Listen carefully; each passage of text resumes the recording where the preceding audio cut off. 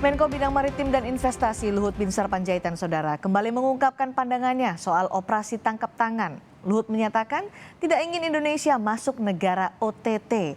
Menurut Luhut, di negara-negara maju tidak ada OTT. Menko Bidang Maritim dan Investasi, Luhut Binsar Panjaitan kembali mengungkapkan pandangannya soal operasi tangkap tangan atau OTT. Kali ini Luhut menyatakan tidak ingin Indonesia masuk sebagai negara OTT. Luhut membandingkan di negara maju tidak ada OTT. Kita tidak ingin negara kita ini masuk negara yang OTT. Kalau kita semua lihat negara-negara maju bermartabat, itu hampir tidak ada lagi yang OTT. Kenapa itu bisa? Karena sistemnya bagus. Nah, kita sekarang membangun sistem supaya jangan ada lagi ke depan orang yang terlibat dalam perbuatan-perbuatan tidak terpuji tadi. Menurut Luhut, masih adanya OTT menunjukkan sistem di Indonesia tidak baik. Untuk memberantas korupsi, menurut Luhut tidak selalu dengan OTT, namun dengan membangun sistem melalui digitalisasi. Sehingga negara ini jangan jadi negara yang jadi drama. Drama karena Anda senang lihat orang OTT, karena ekosistem kita tidak bagus. Sekarang ekosistem itu diperbangunkan. Bukan kali ini Luhut menyinggung soal OTT. Sebelumnya, Luhut menyebut banyaknya penindakan korupsi melalui OTT telah menurunkan citra Indonesia. Luhut meminta KPK agar tidak asal OTT terhadap para koruptor. Nggak usah bicara tinggi-tinggi lah. Kita OTT itu kan tidak bagus sebenarnya. Buat negeri ini jelek banget gitu. Jadi kalau kita mau bekerja dengan hati, kita nggak mau maling aja, pasti bisa. Ya kalau hidup-hidup sedikit boleh lah. Ya kita mau bersih-bersih amat di sorga aja lah kau. Jadi KPK pun jangan pula sedikit-sedikit tangkap itu jauh juga. Ya lihat-lihat lah. Penindakan melalui OTT atau operasi tangkap tangan merupakan salah satu keunggulan lembaga KPK. Hasil survei Litbang Kompas bulan Juli lalu menyebutkan 33,7% responden menyebut OTT sebagai nilai lebih lembaga KPK.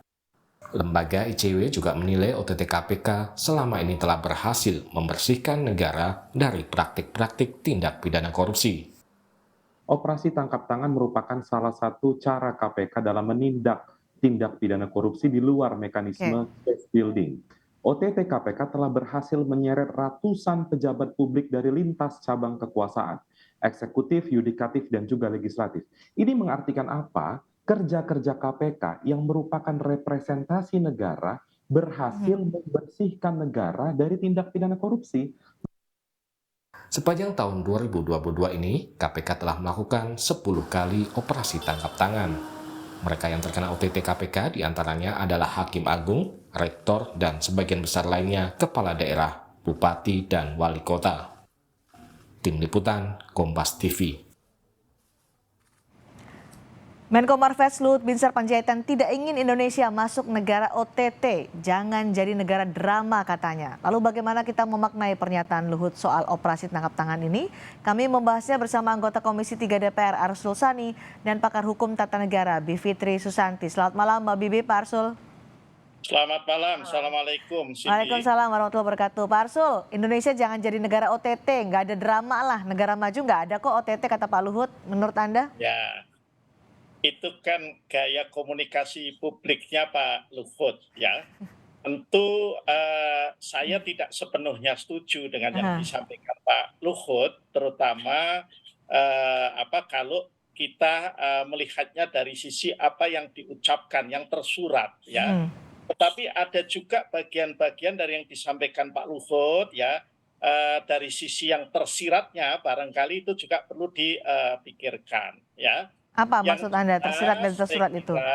Ya, yang jelas kalau bagi saya kan begini, OTT itu tentu masih diperlukan karena memang menjadi tidak apple to apple kalau kita membandingkannya dengan negara maju yang memang ya tingkat perilaku koruptifnya jauh lebih kecil daripada yang ada di negara kita. Ya, nah, jadi itu yang pertama.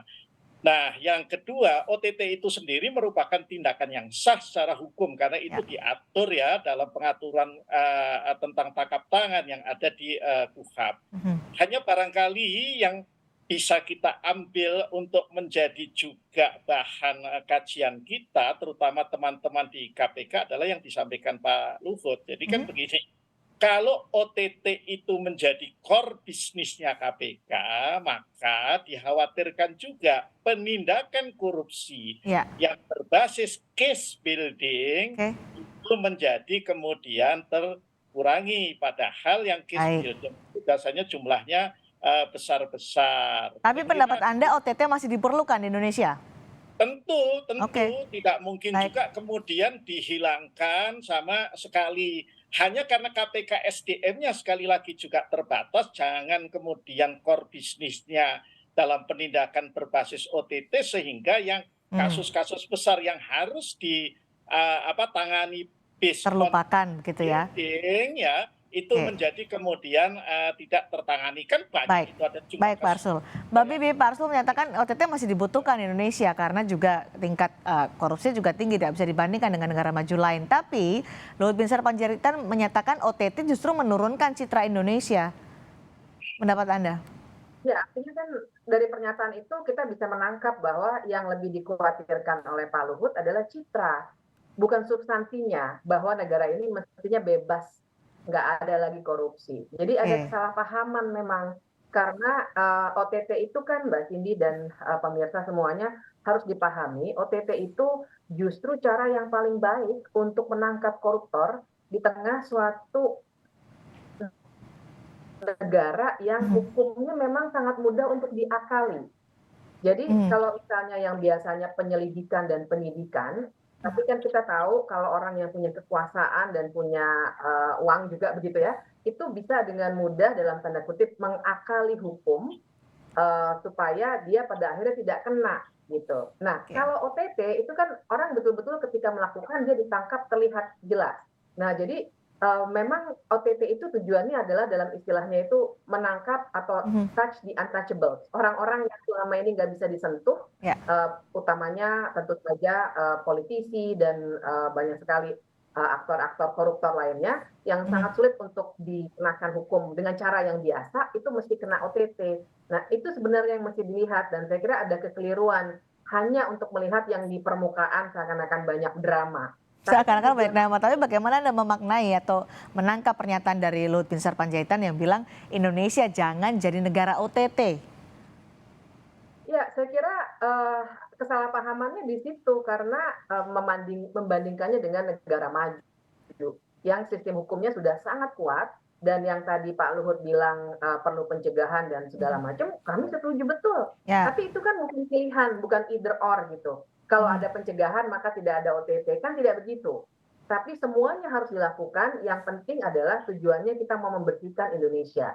Nah, jadi upaya pencegahan, upaya pendidikan publik, upaya untuk digitalisasi, kan sudah lama juga kita punya untuk pengadaan barang, itu sekarang semuanya pengadaan barang dan jasa itu sudah digitalisasi.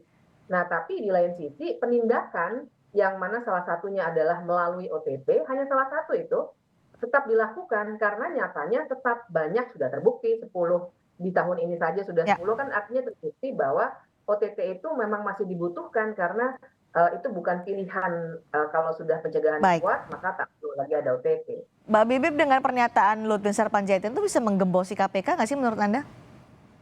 Kalau saya membacanya di titik ini justru kita makin bisa membaca mengapa KPK sudah digembosi. Jadi memang bukan hanya bisa menggembosi, bahkan sudah digembosi dengan cara pandang yang seperti ini, Mbak Cindy. Oke, Pak Arsul, tadi salah satu pencegahan yang ditawarkan oleh Luhut Binsar Panjaitan adalah memperkuat sistem digitalisasi. Bisakah menurut Anda sistem digitalisasi adalah upaya untuk mencegah korupsi supaya seperti yang diharapkan oleh Luhut Binsar Panjaitan nggak ada lagi OTT? Saya kira yang disampaikan Pak Luhut itu memang salah satu hal yang memang harus dilakukan, ditingkatkan dari waktu ke waktu ke depan ya.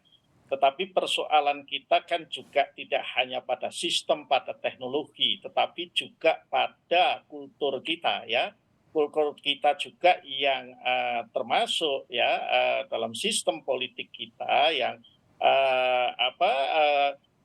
belum terbangun komitmen yang kuat gitu ya untuk tidak korup lah. Kira-kira seperti itu ya.